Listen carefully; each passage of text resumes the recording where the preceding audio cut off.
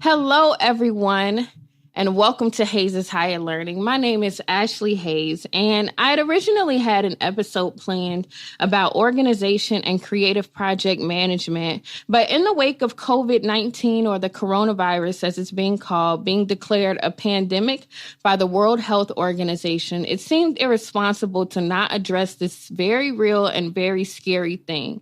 So up until today, it was this thing in the news that I was casually reading about and trying not to panic or see what the hype was about, because it hadn't truly affected me. However, as a person who generates most of their income in the college market, things have become really scary really quickly. So just today I had 2 shows canceled, which is about $3,000 in work. I'm hoping and wishing all my other shows happen, but if they don't, it will put me in a very interesting position this year. And that still seems insignificant considering that people are dealing with other issues, especially experiencing symptoms related to the virus, and people who also rely on academics for income. This includes teachers or students who rely on the dorms as their home, or students who rely on the meal plans to eat. And so this episode is about acknowledging and processing our emotions related to this scare and making a little room for joy. I think the emotions that are prevailing for me this week are fear and apprehension, or the ones that I'm noticing more of. I'm not only uncertain about my economic situation, but I'm also concerned about my health, which I know a lot of us are. And what we know so far is that the virus can take up to 2 days to present symptoms, and some people don't produce symptoms at all, but they may still be able to infect others.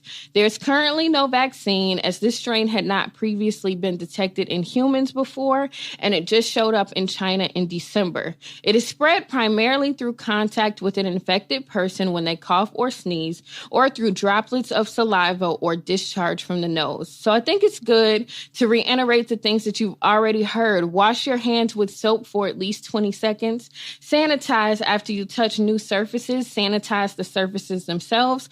Sanitize your phone, cover your cough, sneeze with your arm, and read as much information as you need to stay safe, but please don't get caught up in the fear. I think the best thing we can do is stay calm and stay present. It's so easy to get caught up in the what ifs and the doomsday stuff, and it could very well be doomsday. I'm not ignorant of that fact. But what I know to be is that whether it is or it isn't, our energy is better served doing something other than worrying. If you don't have the virus, carry on. Be mindful, keep good boundaries. Say, I would love to shake your hand, would love to give you a hug, but I'm going to just have to give you an arm dap or wave or the nod or whatever. But don't make a prison for yourself, either mentally or physically. If you want to grab an extra case of water while you're out, cool. Want to grab some protein bars, cool. But be mindful of others. I think empathy is going to be an important tool these next few weeks. People are already suffering, and there may be more people who suffer. As much as we can, let's listen to other people's stories, comfort them, share with them, and keep in mind that no one life is more valuable than another. When you love people, you place their needs on the same priority as yours, not above, not below. And I was working my part-time yesterday, and there weren't very many people in the market. So people are staying home, school is being canceled, and the economic effects have almost been immediate for me.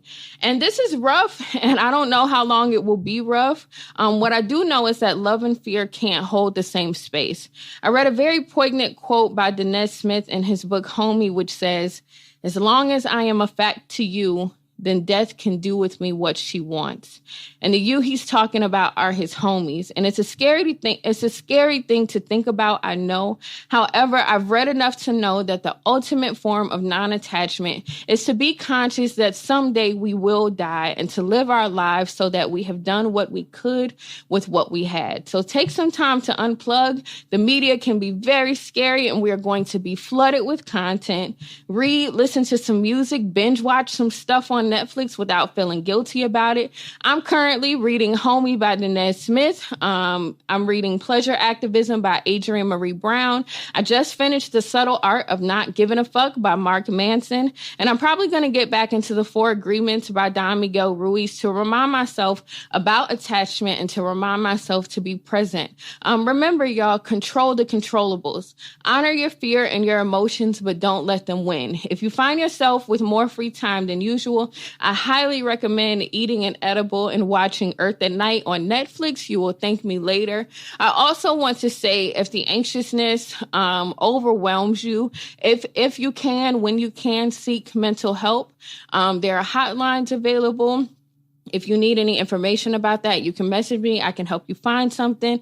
If you have a therapist, you may want to schedule an extra appointment or go ever so often. You may want to try to do a video appointment if they have that available. Explore your options, be mindful, and get what you need. I just got an update that the University of North Carolina school system is shifting to alternative instruction, and they're encouraging students not to come back to campus. So I was scheduled to be at University of North Carolina, Charlotte on the 25th.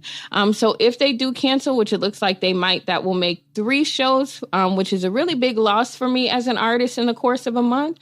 So I'll be working to figure out my next move, and along with a lot of my homies over the next few weeks. So if you have any ideas, any job leads, any information, any resources you can hit us with, please do. I am remaining hopeful, and I would love to love on my folks as much as possible these next few weeks.